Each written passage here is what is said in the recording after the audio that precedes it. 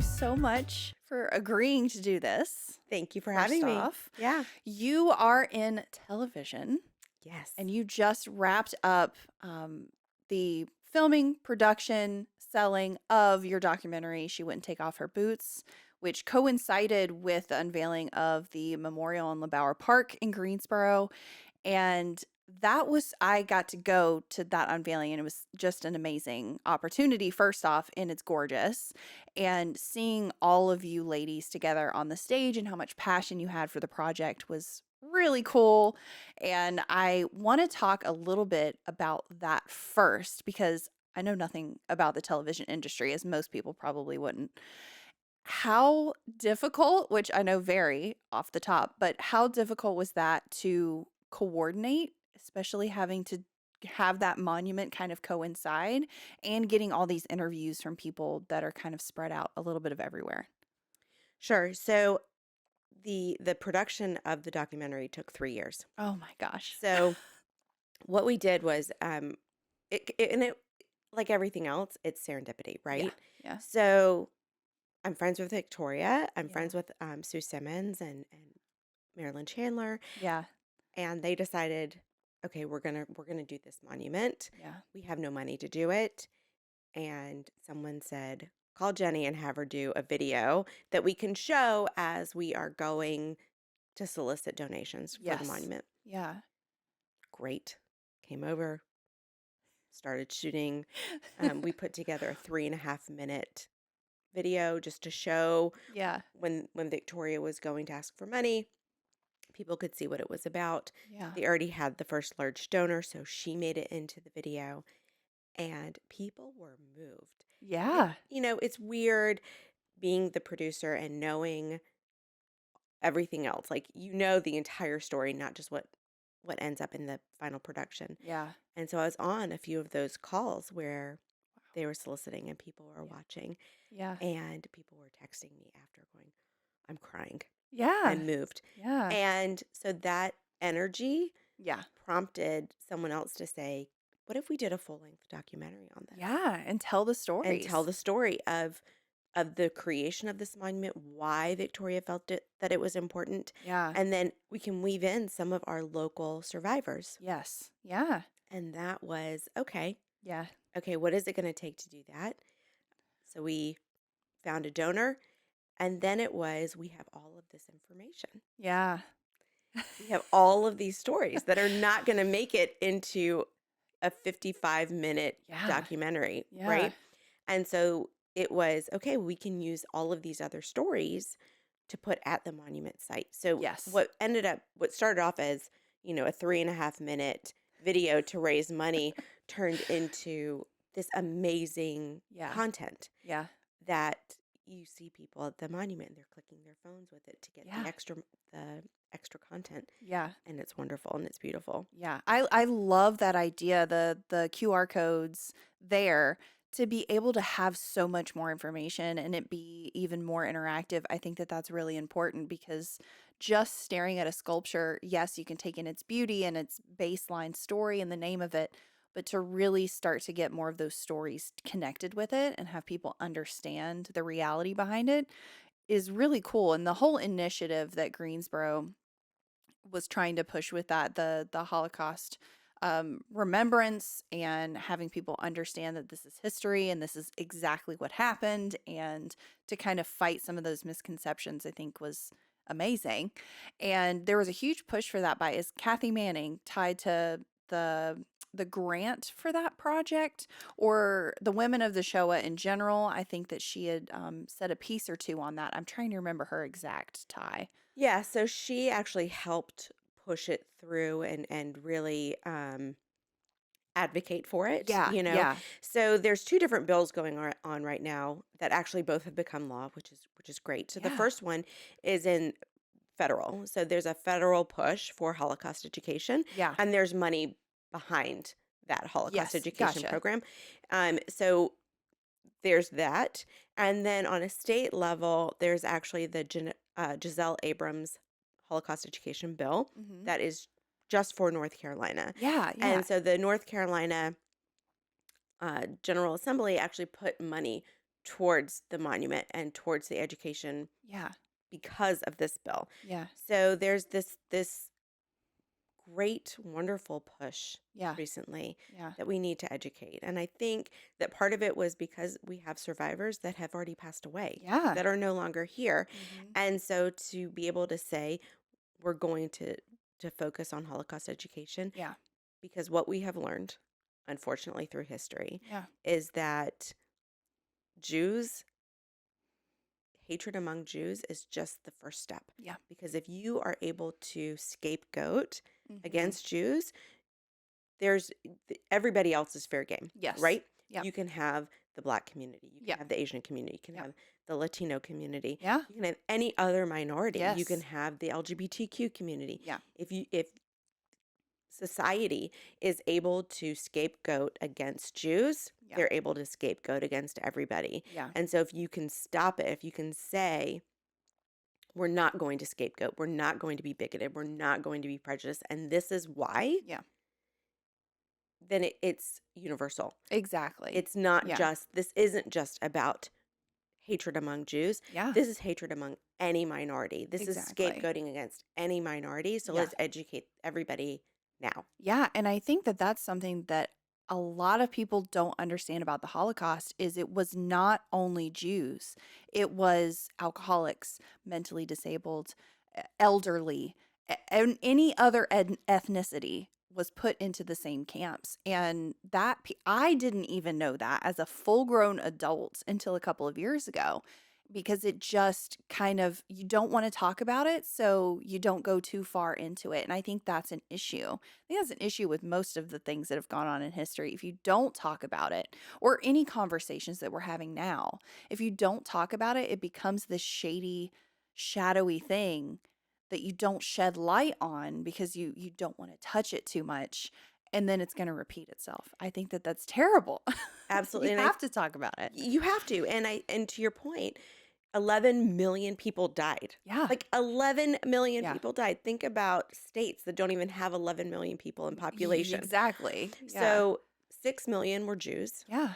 5 million were others. A Yeah. huge amount of like you said, mentally challenged, Yeah. elderly. You have LGBTQ Yeah. people that were killed. Yeah. And then you also had dissenters. You had Yeah. people that said this isn't right. Yeah. We shouldn't be doing this, Yeah. and they died as well. It's also important to know, and I think we do a good job about it in the film, is that the majority of people that were killed during the Holocaust were not killed in camps. They Mhm. were killed in the town square. They were Yeah. killed by getting round up and being shot, Yeah. being marched to a pit Yeah. and being shot, and then their bodies thrown in. Yeah. And that's what happened. Like, it Yeah. wasn't just, you see these stories, and I think Holocaust education for a long time has been revolving around the camps. Yes. Yeah. It wasn't just the camp. It Exactly. was it was your neighbor turning you in. Yeah. And people coming into your home and taking you out. And if you were not, theoretically a good worker, you probably did not make it to a camp to Right. begin with. Right. There was no point for them. So we tell the story, we have two different stories of survivors Yeah. in the film. The first one are two cousins whose Mhm. one cousin was actually, her father was killed in a massacre, and her mother and her aunt and her cousin, the four of them, fled to a farm Mm. and were saved by farmers. Yeah. And they tell the story, and it wasn't easy. It wasn't like they were living in some remote area. Wasn't idyllic. Yeah. No, they were in an attic. They Yeah. were underground. Yeah. They were living with rats and mice and Yeah. vermin, and they were sick. Yeah. So you have that story. And then you have the story of a man who was saved because an SS officer told him to lie about his age. Yeah. Yeah. So that lie about his age was the difference between going to a gas chamber Mhm. when he got to Auschwitz versus going into work detail. Yeah. Yeah. That lie of just saying he was 3 years older than he was Yeah. saved his life. Yeah. And the story of being in the camp. What did being in the camp mean? Yeah. And just the juxtaposition of two different type of survivor stories, Yeah. I think really hits home because sheds new light Yeah. that it wasn't just going to the gas chamber. Yeah, there's so many nuances in that. And then there's whole stories of assimilation and hiding the Jewish heritage. People that had that ability because maybe one parent was, one parent wasn't, or it was distant relation or whatever. And then them losing that for, generations until someone, does a 23andMe and suddenly sees and asks their mom or dad, like, hey, what's going on here? I think those are so interesting as well. There's such a huge variance in the stories of Jewish identity and Holocaust survivalship. I mean, your documentary sheds light on so many of those, and I think it's so important. How, with that kind of storytelling, Mhm. how does that play into, because we go from something extremely serious, educational, and necessary into something maybe surface level, like a sitcom or a home renovation show? How do you tell stories in a same way to captivate audiences kind of in that realm? So I have a philosophy of producing. Oh, Yes, and after 30 plus years of doing this, I'm glad I have a philosophy of producing. right? Yeah. So I know that people are not going to remember the exact words of Mm, what somebody said in a film yeah. or a TV show. They're not going to remember an edit. They're not going to remember a special effect. Yeah. Most people are not going to remember a special effect unless it's bad. Oh, true. But they are going to remember when I walked out of that theater or I shut off the TV. Yeah. How did I feel? Yeah. Like Yeah. that's what they're going to remember. They're going to remember I felt happy Mm, when I stopped watching that. yeah. I felt invigorated. I felt motivated. I felt sad. I felt passionate. Those Hmm. feelings, that's what people remember. And so when I go into a project, I always think, how do I want the viewer to Mm, feel when yes. it's over? Yeah. And I focus on how am I going to get there? Mm, Right? What is the story yeah. that's going to propel that viewer to have this emotion when they're done? Yeah.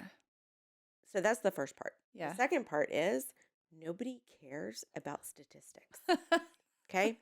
They don't care.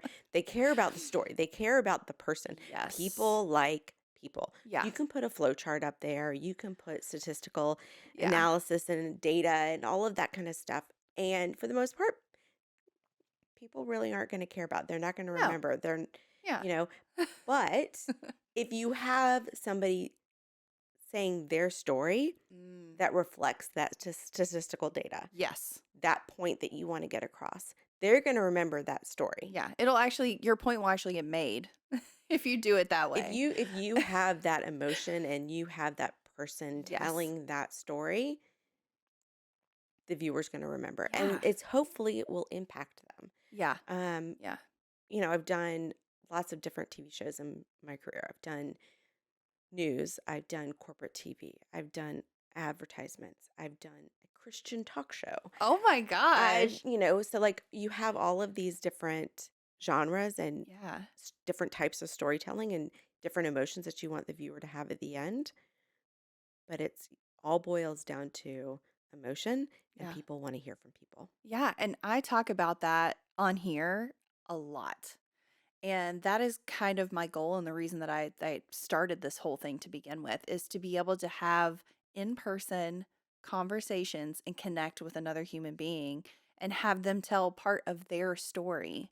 Because this is not a how to podcast. This is not a numbers podcast. I never have any of that stuff included because, again, like you said, to me, that matters much less than someone else's lived experience. And I think that that is what I want to hear. That is what I think everyone else wants to hear. Because, we have so much inflammatory, divisive stuff going on. And if you don't ever hear from someone who may be on one side or the other and the reason that they believe whatever they believe, you're going to be distant from it. You're going to have knee jerk reactions to it. You're not going to understand how someone could believe the opposite of you.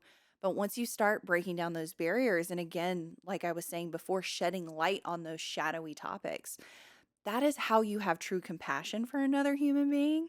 And I feel like that's what makes those stories real, is the human being part of it.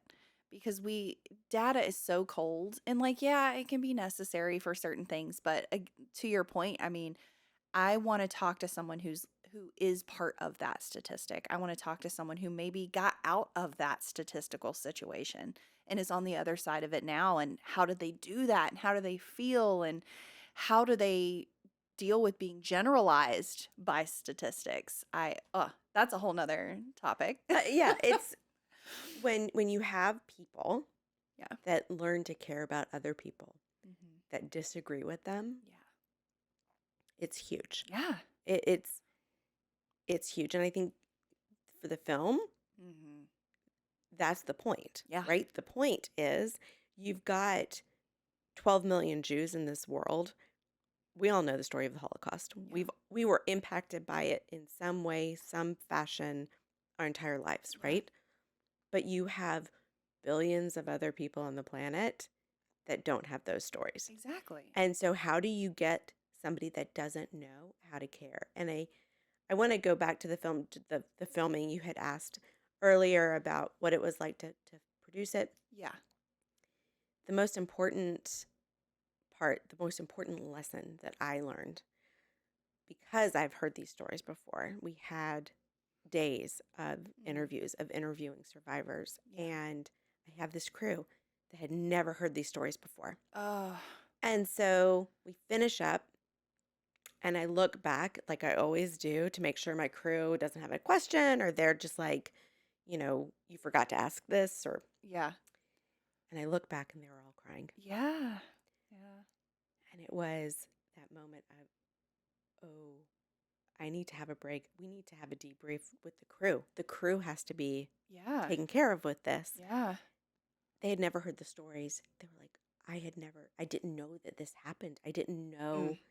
I knew on a surface level, but I didn't know. I Exactly. didn't have that connection. Yeah. So if the crew can be impacted like this, Yeah. that's the impact I want the audience to have. Exactly. And I think that to stay away from television and movie tropes of cash grabs and just making content for the sake of it and a flash in the pan, focusing on that impact should be truly the whole point. Like, I hope most producers feel the way that you feel and try to incentivize the people around them to feel that way too, because you are but one step in that whole process of making a piece of content. And at a certain point, you lose control of that item. Once you hand it off to a certain point, like, I can only imagine having to deal with a network that wants to edit it a certain way. I'm sure that you've had experiences like that, and you don't have to name names or go into stories, but I could, just because I see it with other people's content, and I've heard it from not in the same realm, but like YouTuber content, and certain brands want you to do things a certain way and say it a certain way when that might not be the genuine reality of the situation. Yes. Yeah. you know, it's um it's disappointing, right? Yeah. So Yeah. you, as a producer, you have this vision, you have this story that you want to tell, Yeah. that how you want to educate an audience on a topic, and you have a network that comes in and says, "Wow, this is great storytelling and I really love it. Can you change it to do this, Mm, this, this, and this?" And you yeah. sit there going, Well, either it's a yes or it's a no. And yeah. a lot of times it's a no, Yeah. and you move on. Yeah. I've had it where the network has said, um, this isn't the persona that we want for the host, right? Oh, no. And so you're sitting there as the producer and as the host, and you've got this idea, and you're like, you know what? Really feel like we can do some good with Mhm. this. Mhm. And then you start doing it, and the network comes back and go, oh no, this Mhm. this is not who we've sold you as. Uh-huh. This is not who your viewers want to see. And you're like, yeah, but it might not be who the viewers want to see, but it's the viewers should be seeing. Yeah. And so, Reality versus your plan. right, it's Yeah. like, um, you have this idea of who of what the show is and who the host is and who the topics are going to be, and then reality of who that host is. Ugh. and the kind of conversations that you can have with that host Yeah. that the network doesn't really want to air. Ugh, And yeah. so it's a juggle. Yeah. And It, I mean, I know they're bound by whatever broadcaster they are affiliated with and the guidelines that they have, and you can't swing too far left or right of anything, and you have to be PC and digestible and comfortable, and and that makes me kind of sad. And I feel like that's why I was so drawn into like the podcasting realm and the YouTube realm, because you don't have to worry about any of that. no, and it's, when I started, it's interesting to see the evolution of Yeah. content creation and television. When I started, it was you have to be balanced. Like if you have this point of view on a Mhm. story, you have to have the other point of view. And maybe there's a third point of view that you have to show and make sure that the viewer is the one that makes up their own mind, Uh-huh. right? Yeah. That was 30 years ago. Uh-huh. Today, Yeah. it's you better tell the viewer how you want them to think. Ugh. And It's so heartbreaking. it's heartbreaking because I don't want to tell the viewer how to think. I want to Yeah. present them information Yeah. and I want the viewer to come to their own, Use their use brains. their brain. Yeah. What is my own thought about this? Yeah. So it's interesting now, different networks. Yeah. If you're creating for a certain network, you're going to have to be like, okay, what is their skew? Yeah. What is their mission statement? How do they want the viewer to think Mhm. at the end? And Yeah. it's difficult Yeah. because it's every network now, even the ones that still say that they're fair and balanced. Uh-huh. Uh-huh. And I'm Yeah. not using that as a tagline to identify a network, but just in reality that they're Yeah. that we're fair and we're even-handed. It's a talking point. Yeah. They're not. Yeah. There's a Yeah. mission. There's a Yeah. There's an owner, there's a top person, there's stockholders, like they have to appease certain people. And they're going to do whatever viewpoint is going to appease the most people. correct. And I get it. I mean, at the end of the day, it's a business, it's a money-making venture.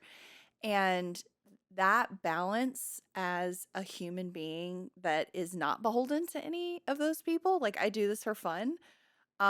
Sometimes I do still get a little worried when I open my mouth and I say certain things, because I worry that people have been given one set viewpoint on whatever side by whatever they normally watch. And I feel like a lot of people are shocked at what I believe when I have conversations with them in real life too. And I'm like, well, you never asked me before, or maybe you did, but you didn't care what I said when I answered, or you just assumed because I am a white female of this age group and grew up this way. I mean, like, you never asked the story behind any of it. And I feel like it could be such a big opportunity for these networks to kind of go back to that old way of making content and let people be entertained by what they're going to be entertained by. I think we're, with local news, I Yeah. think that we're at a very interesting inflection point Yeah. because most people don't watch local news anymore. No. And so most people get their news from Facebook, Yeah, or from Twitter. TikTok. Yeah. They're not getting it from local news, and local news is having an issue of getting journalists, Yeah. not getting people that want to be famous or want to Yeah. be known. Yeah. Local news is like just a stepping stone for people now, It's or not. not even a thought. It's so you have a lot of people that have left the industry Hmm. because they want to tell these stories, and it's not really the platform for it right now. Yeah. Yeah. I hope that it goes back to being this platform of telling local stories. I Yeah. think um, one of my favorite stories is from 20 years ago, 23 years, 24 years ago, Oh my gosh. May 28th of 2000. Oh my gosh. I was sitting in the newsroom at a meeting, and I was slated to produce the noon news and the 5 p.m. news. And the phones started going off. Like every phone in the newsroom was just ringing. Hmm. And so I answered the phone, and it was a microburst had happened over Davidson County. Oh my god. and it was headed towards Greensboro. And people were just, why aren't you on the air? This is horrible. This is scary. And what ended up happening was it was a microburst that just it went over the entire area. Mhm. It was just colossal damage. And there was this story, send a reporter out, and there was this story about baby Hobart that had just been born. The parents had just taken him home, and their house flooded. Oh And my so they put gosh. him in a portable tub, Yeah. like, and floated him as a newborn Oh baby my to gosh. safety. And we got it on video. And we got the parents talking. And it was, I still get chills from it Right? because it was, yes, there was a microburst. Yes, there was tons of damage, but it was about baby Hobart, right? Baby Yeah. Hobart is now 23, What 24 a years old, metaphor. right? Yeah. And maybe he's watching the podcast or listening to Oh it, my gosh, that would be amazing. right? And, but his parents floated him to safety in a little portable tub. Wow. And so you have these stories. That's local news, Yeah. right? That's Yes. taking a story that has impacted everybody, but really fine tuning it Yeah. into what is the human impact of this Exactly. story. Yeah. And I hope that we can get back there. Yeah. I feel like I do see a way forward for that, but I don't know what it's going to take.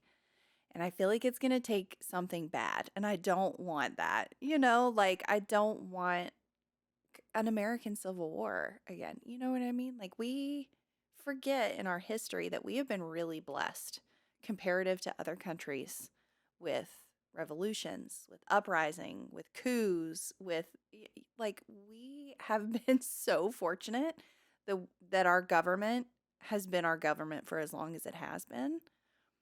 And I think that we take for granted that we are all very comfortable in comparison to a lot of other places that see war on a consistent basis, that see genocide, that see uprising, that see rebellions.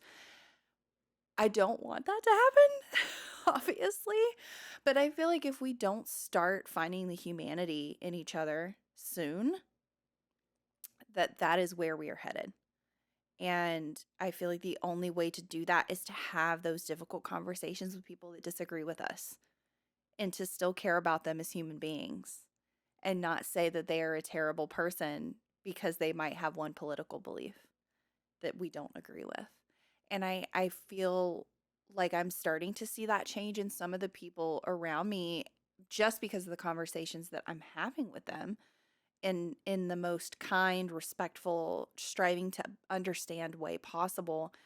And that's just my little circle. Like that's the biggest impact that I can make is on the people I interact with the most, the people at checkout at the grocery store, the people that are on the road with me. Like the more kindness I can pump into the world and my small little impact, I think that other people should look at that as well. I feel like we focus so much globally that we're losing, like you said, local news, local community. We focus on refugees around the world and then ignore the ones in our neighborhood. We focus on homelessness on the other side of the country and forget that we have that here at home. And that is where we make the biggest impact on the world. Like, yes, of course, we're going to need people to push global reform and deal with global issues. But as me, as a regular old human that's not involved in government at all, like, I need to look at my neighbor. I need to look at my local community. I need to see what I can do for them and make a difference there. Like that is the real humanity, the communal living, like townships and barter and trade systems and looking out for one another. How do we get that back? I don't know if there's like an answer for that, but I don't know. I feel like it's got to start with us and potentially with local news. I think that if we can start seeing each other Yeah. as humans Yeah. and individuals and not tropes and Yes. not Generalizations. Yeah. and assumptions and Stereotypes. stereotypes and all Yeah. of that, if we can start seeing, I'm Jenny, Yeah. you're Janae, Yeah.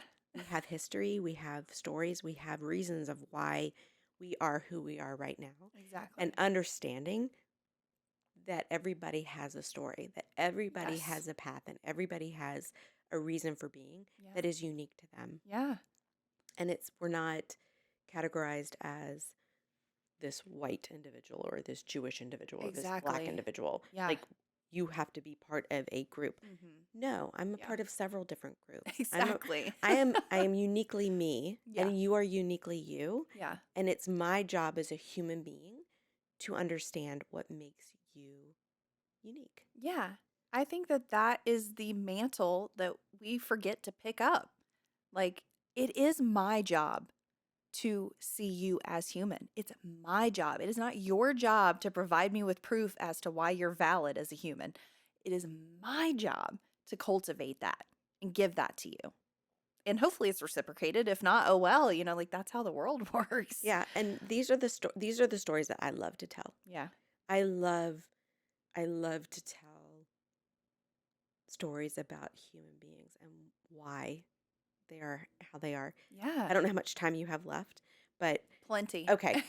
So, so this is a little bit political, but I think that it's important to share Yes. that. Yeah. So in 2014, I guess, I was watching Meet the Press with my husband, and they were talking about coal mining Oh, yeah. and how we need to stop coal mining, that coal mining is bad, and that we're taking mountains apart and all of this stuff. And Mhm. it's like, from a ecological and environmental standpoint, I completely agree. Yeah.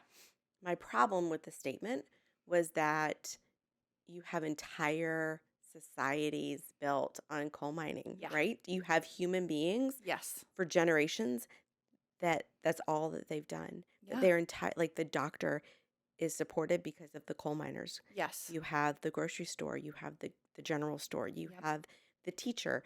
All of these all of these societies are Yeah. built because you have the coal mining. So what Yeah. happens when you take the coal mining away? Ugh. What happens to all of these people? What Yeah. happens to this society? And I was kind of determined. It's like, okay, I'm going to try to figure out how to tell this story. Ugh. Yeah. And so I found a town that took it upon themselves, that realized that this was a problem, took it upon themselves, rebuilt the town, Yeah. rebuilt their society based on different industries. Yeah. And so I wanted to tell their story. Yeah. So we spent a year going up to Appalachia, Yeah. and I found this family and recorded this family. And so it's 2016, and we're traveling from Greensboro into Appalachia, and there's not one Hillary sign. Yeah. Yeah. It was all Trump. Yeah. And I came back and I was telling my friends, Trump's going to win. Yeah. They're like, no, he's not. I'm like, Uh-huh. oh, yeah, he is. Yeah. Because if I'm traveling 3 hours into rural North Carolina and Yeah. rural Virginia and rural West Virginia, Yeah. and I don't see one Hillary sign, Yeah. she's not going to win. Yeah. Um, and she didn't. And Yeah. everybody was shocked. And I'm sitting there going, Yeah. you know, what I've learned from interviewing the people in Appalachia is that they felt lied to, right? So they Yes. felt lied to. Yeah. And so their retaliation from being lied to was that they weren't going to be lied to again. And you Yeah. have Trump who's telling them, I'm not going to lie to you. Yeah. Yeah, what you've gone through sucks, and I'm going to fix it, Yeah. right? Yeah. Whether or not you believed he could fix it or not, they did. They had to believe They something. had to believe something. They Yeah. felt that they were lied to. They felt like the previous 8 years wasn't beneficial for them. So, Yeah, their communities were being killed off. right. So Yeah. it's like you have an administration that's saying, yay, yay, yay, we're doing all of these great things. And you have people in the cities that are doing really well. And you have rural communities that were devastated. Yeah. And they're being told, yay, this is great for the country. Yeah. Yeah, it's great for the country on my back. And so they voted for Exactly. Trump, right? So Yeah. that's the reason they voted for Trump. Yeah. Um, and then he decided to reopen the mines, and everybody was excited. And, you know, it led to January 6th, right? So you have to understand, was January 6th horrible? Absolutely. Yeah. Um, yes, that was not the way that we do politics in this country. No, not up until now. Yeah. We've You been ha- lucky. you have to go back. You Yeah. have to go back, and you have to look at the past 20 years, and you have to understand why people are feeling this way. Yeah. And you have to hear their stories of why they're feeling Yes. this way. Yeah. And then then you can make a change. Because The once you understand, Exactly. Yeah, and it's what I say to people all the time, like, and I'll say it from my perspective. Um, my experience is not the experience, and we forget that. We forget that we have had all these things that have made us who we are up until this point. So has every single other person out there. And just because you can't comprehend why someone would do that or believe that, that means that you have a blind spot. That means it is on you to go figure out why. That is for you to go out and not argue with someone, but ask them, why do you believe what you believe? How did you get to this point? It doesn't happen on a whim.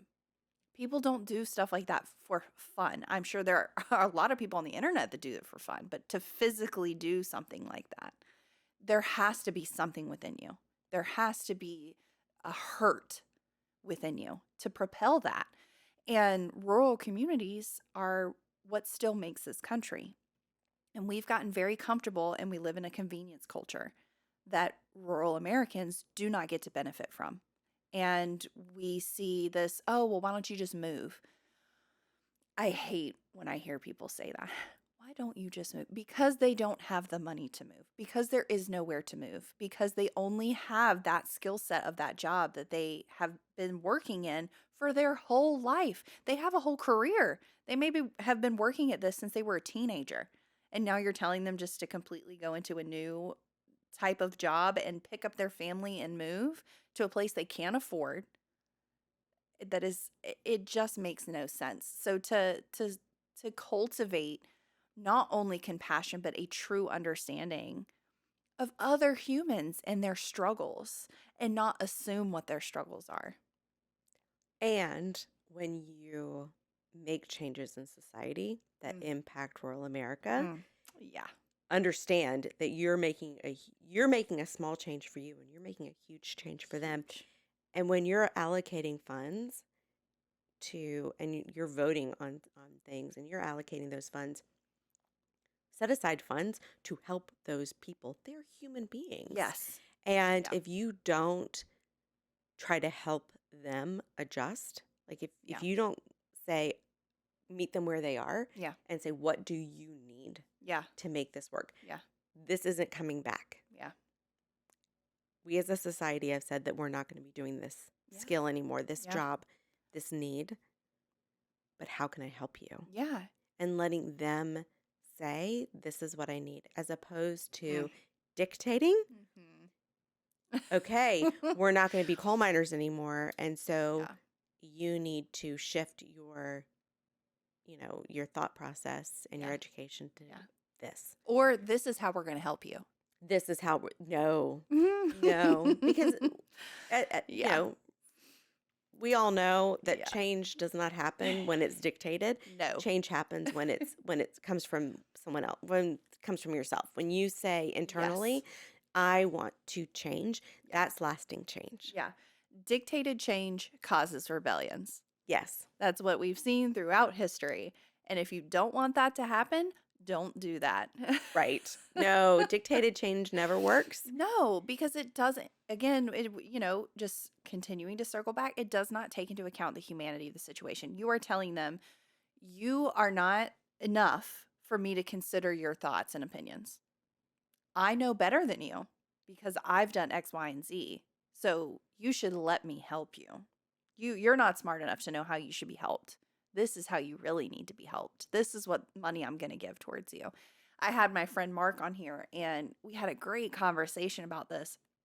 We were talking about um, need programs and government assistance, and the fact that this woman that you might see struggling, who has a new baby and maybe other children, is a single mom, you might think, oh, I want to help her. And you show up with a load of groceries and say, look, here, I've helped you.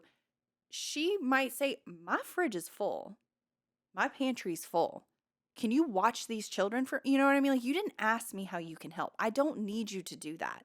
I need a ride here, or I would rather you help me do this so I can go to school. We are in a culture where we do not ask. We jump in because we want to feel like we're making a difference. We want to feel, and this is like the negative side of it, but it starts from a place of wanting to help. It does. And I see that. It genuinely starts with this want to help. But then it shifts into we want to feel good about helping. We want to feel virtuous. We want other people to see us as virtuous in how we are helping. How can we help in the most socially visible way possible? And again, that means giving to global causes rather than your local community, because you don't get as much kudos for helping in your local community. Yeah, virtue signaling Yeah. has to end. Yeah. Yeah, because it's not, to your point, it's not about me Yeah. helping you. Yeah. It's about the person that I'm helping. Yeah. How can I help you help yourself? How can I help you help yourself? Yeah. Meeting somebody where they are and how they see themselves. What is it that Yeah. what is it that you need? And that's really hard. That's a deep question. That's really hard.